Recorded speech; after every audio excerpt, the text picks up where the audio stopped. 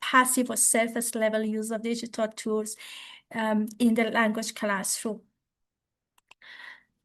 So today we will explore how purposeful technology use can empower our students, not just to consume content, but to explore, to communicate, create, and connect in meaningful and transformative ways. We will use the SAMR model as a helpful guide to examine the different levels of technology integration and what they mean in the context of English language teaching.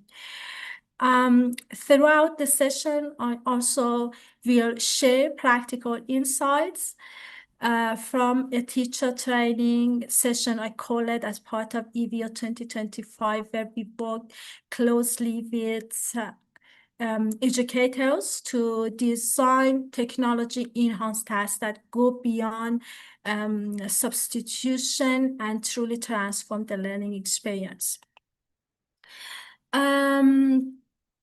The SAM model was developed by Dr. Robin Putent-Bra. It includes 4 levels: substitution, augmentation, modification, and redefinition. And it is split into 2 categories: enhancement and transformation, which categorize how technology is affecting learning. Substitution and augmentation fall under the enhancement category. In the enhancement category, technology is used to improve or support existing teaching practices, but it doesn't fundamentally change the task itself. And modification and redefinition fall under the transformation category. In the transformation category, technology is used to completely redesign or create new types of learning experiences that would not be possible without it. So it leads to deeper learning, creativity, and engaging. Let's take a closer look at the 4 levels of the SAM model to see how each level, each one can impact learning. The first level is substitution. This is when you use technology instead of something else, but it doesn't really change how students learn. It is when the content, when the task does not change, the way that content is delivered changes. Technology acts as a direct substitute with no change in function. For example, students might read a digital book or an ebook instead of reading a paper book, or they might take a quiz online instead of taking a paper quiz. The teacher might use a PowerPoint presentation instead of using whiteboard to present new vocabulary, for example. So the teacher still presents the content in one way format, is teacher-centered. There is no interaction. The content is delivered the same way without technology. Or another example is using Quizlet instead of using paper flashcards. Here, students use Quizlet or similar tools like Kahoot to just learn vocabulary individually, to review vocabulary instead of paper flashcards. Augmentation is where technology replaces a traditional tool but add some functional improvement. Task still stays the same, um, but it is delivered in new ways so that students can take better advantage of newer digital features in their lessons. It might help your students better understand a difficult concept, a difficult subject, or make it more interesting to them than more conventional teaching methods. For example, a PowerPoint has multimedia features, and a PowerPoint with multimedia features offer more insightful and interesting presentations. Or the teacher might use Google Docs or a Google slide to include images, links, video for giving more information, for further information to make it more understandable for students or more engaging for them. Or the teacher might use Quizlet as it offers interactive flashcards with audio pronunciation, images, custom games that makes the task more engaging. In both levels, technology enhances the task, but the learning experience remains relatively similar to traditional methods. And the next level is modification. Technology allows for significant task redesign. It enables new forms of learning and collaboration that go beyond traditional methods. The learning outcome may remain the same, but the way the task is done is completed and shared is fundamentally different. Technology at this level supports new forms of collaboration, interaction, communication, and creativity. It allows students to engage in more interactive learning experiences. A variety of digital tools can support this level, such as common tools like Google Docs, Google Slides, Google Sheets, Google Forms, Google Sites, and popular platforms like Canva, Nearpod, Jamboard, Padlet, Miro, Mural, and also these are just there are a few examples of tools many of you may already be familiar with or currently used, and of course there are many more tools available that can be integrated depending on your teaching context, your goal, your students' needs.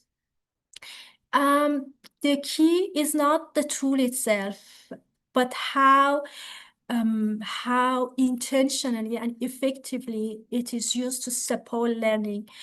By redesigning tasks with these tools, teachers, educators can foster a more interactive and collaborative environment.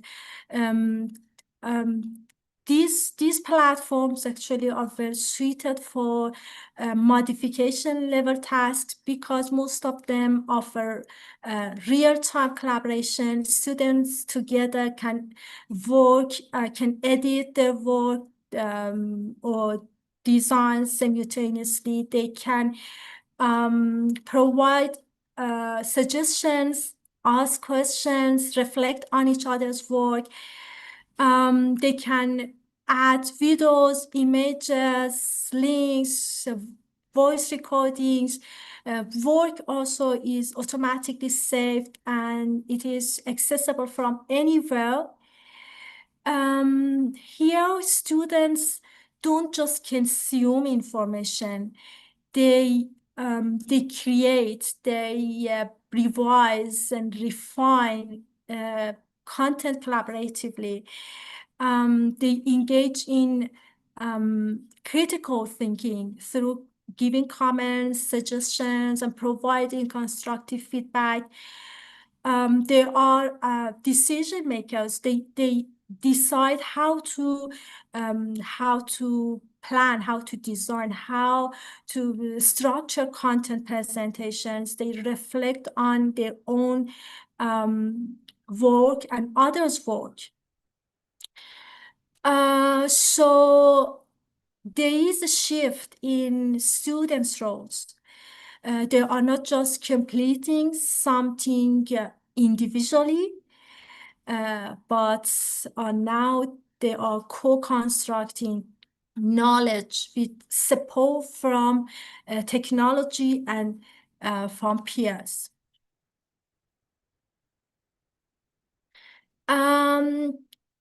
In redefinition, technology enables the creation of new tasks that would not have been possible previously without the use of technology. The process and the product are different. The task goes beyond the classroom. It connects students globally. And at this level, technology enables learners to engage in authentic, immersive, and globally connected experiences. And this level can transform the learning experience. It can promote communication, creativity, and critical thinking in ways that traditional tools alone could not. There are a few powerful tools that help make this possible. For example, Special I/O and FrameVR are immersive web-based platforms that enable teachers to design interactive environments for teaching and learning. Both platforms allow learners to enter virtual spaces using or creating avatars, walk around, talk, collaborate in real time, and interact with multimedia content, fostering meaningful communication and creativity. I think they are perfect for language learners to engage in real-world tasks or real-world scenarios, such as giving presentation, hosting virtual exhibitions, collaborating on creative projects, or engaging in role play with peers from different cultural contexts. So these experiences enhance not only language practice, but also their intercultural competence, digital fluency, and global collaboration skills. By integrating tools like Special I/O or FrameVR, teachers can create authentic learner-centered tasks that wouldn't be possible without technology.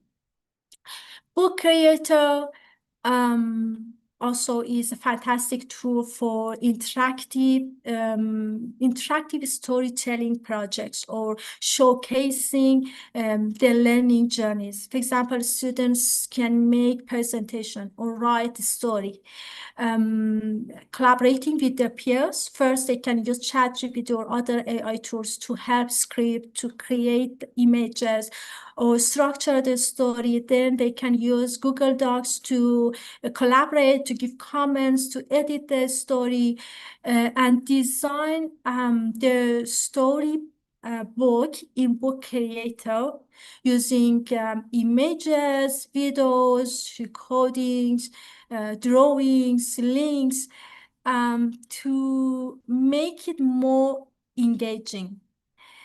At the end, also they can publish it and share it, maybe using Padlet or Google Sites.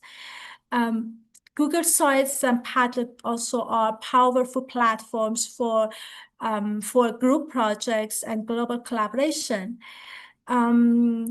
Through using Padlet and Google Sites, also they can embed videos, images, forms, maps, and links. They can give comments, feedback, and then publish it to showcase their collaborative work or share it globally and gather real-time feedback.